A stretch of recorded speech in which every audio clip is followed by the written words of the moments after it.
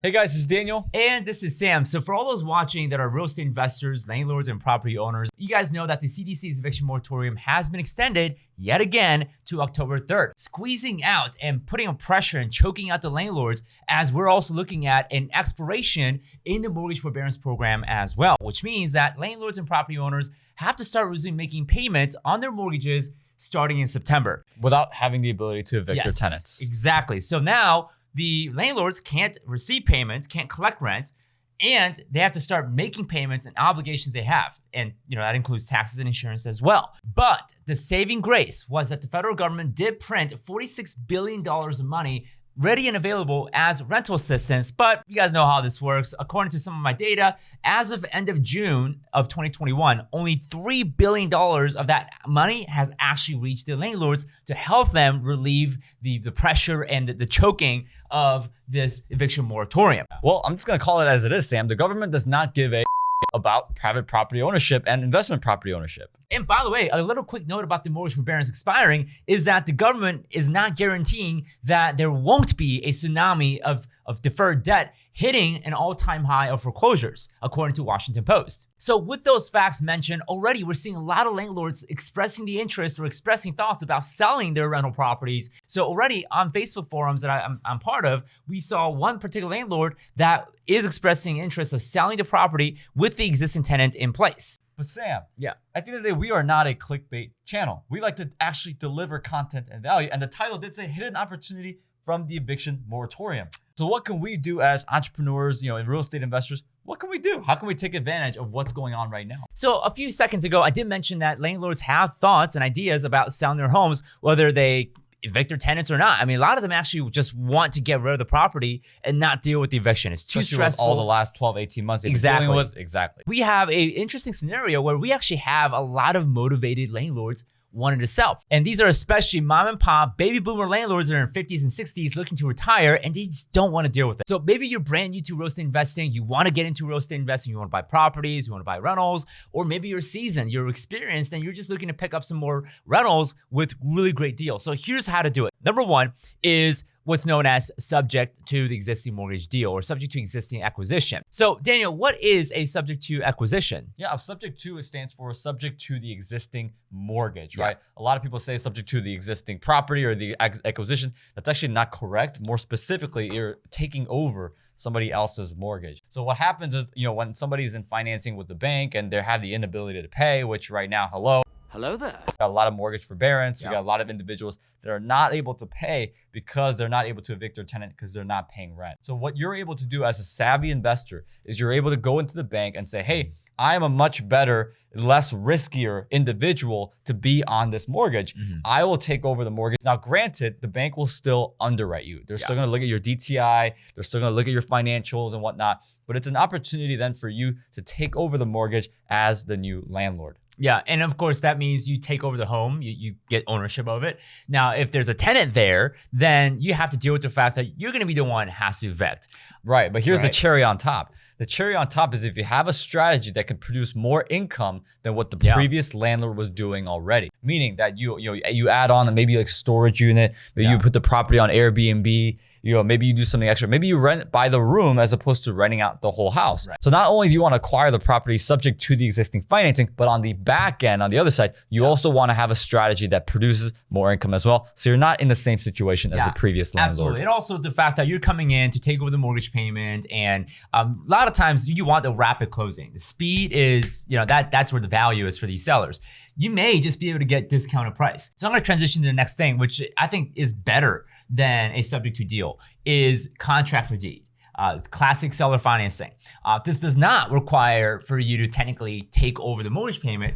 It's basically creating a new financing arrangement between you and the seller. Well, let's talk about who is the ideal candidate for this. Because in my opinion, somebody who has a mortgage right now existing with the bank is definitely not a good candidate. Unless you're doing what's known as a seller carryback mortgage, where you have owner financing on the back end of an owner's existing mortgage, therefore taking care of their equity. In my opinion, it's not a great, however, it is phenomenal for those, like you said, the 50, 60, 70-year-old landlords who paid off their property and they haven't been collecting rent. But Daniel, rent. we've done plenty of deals where we essentially, created a new contract did new seller financing, the seller still had a mortgage payment.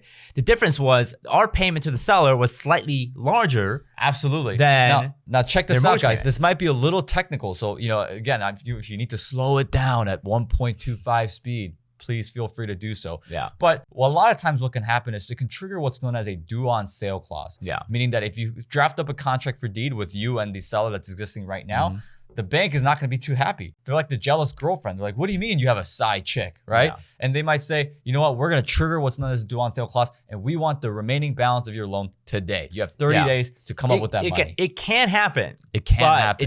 It's very rare. And I would actually say right now is the kind of the perfect storm for a bank to be able to trigger that due on sale clause, considering the liquidity situation that the overall central banking system is in right now. Yeah, but remember, Daniel, when doing seller financing or contract for deed, the deed doesn't actually get passed over. That's exactly right. The right. deed does not get passed over. So the seller still keeps the deed. They're on title. Okay, the technical ownership does not change.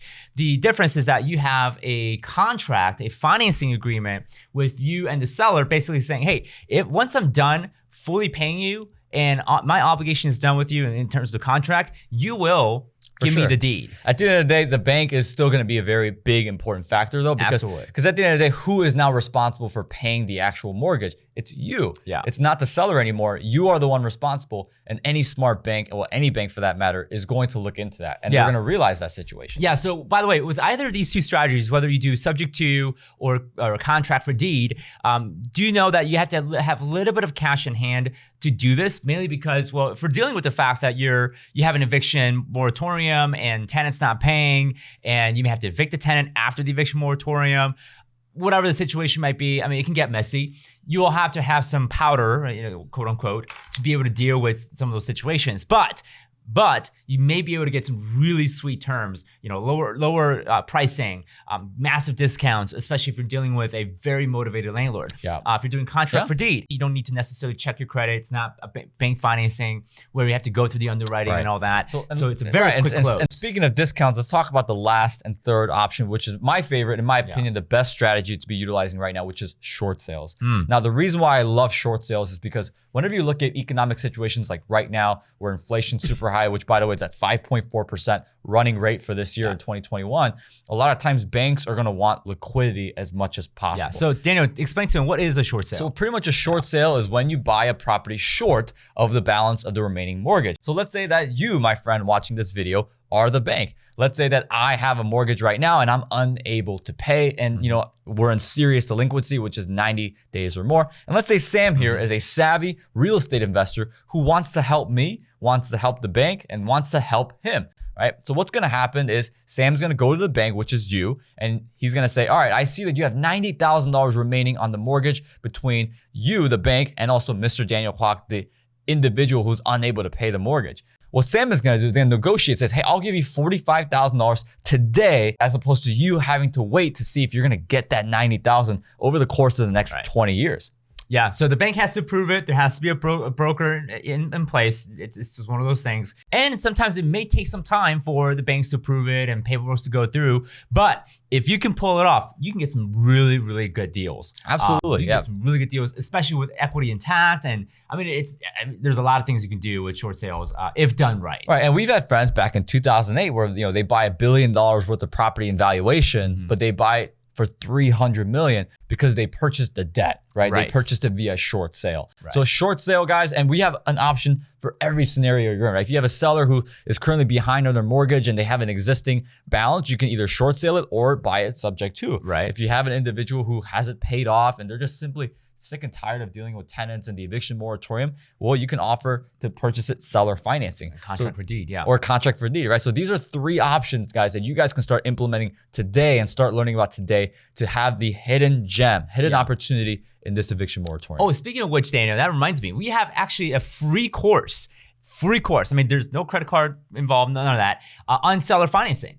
We do. So you actually get a free training from us on how to negotiate for owner financing. In fact, we have a free book called 0 to 75 Units in 1 year, where we actually show you how seller financing works And more so, we show you how to, of course, how we acquired 75 units of rental properties in just 1 year. Without using our own money or our own credit. Exactly. That book link is down below, as well as we're going to leave the link for the free seller financing course. And that seller financing course, guys, is 3 hours long. Yeah. Where we show you how to not only find owner financing deals, but how to negotiate for them, how to structure them. You know, we talk about a lot of really good stuff in there. So both of those things will be the links in the description below. Yeah, so go get it. So it's for free. So that being said, guys, those are the opportunities, hidden opportunities. Don't just sit around, wait for the housing market to cool down, because these are rare opportunities, potentially off market, by the way. And of course, if you guys want to learn how to find these deals and how to find these landlords in the first place, well, for that, you got to subscribe and stick around.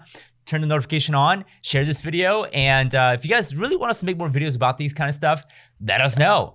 We're only motivated by the fact that you want to learn and that you want us to teach you how how to invest in real estate. And not only that, guys, let us know in the comment section below. What do you think are other opportunities? What are you planning on doing right now to take advantage of not only the eviction moratorium, but everything that's happening in the economy? Let us know your thoughts in the comment section below. And with that said, Sam, I think it's a great way to close. We'll see you guys in the next one. Take care.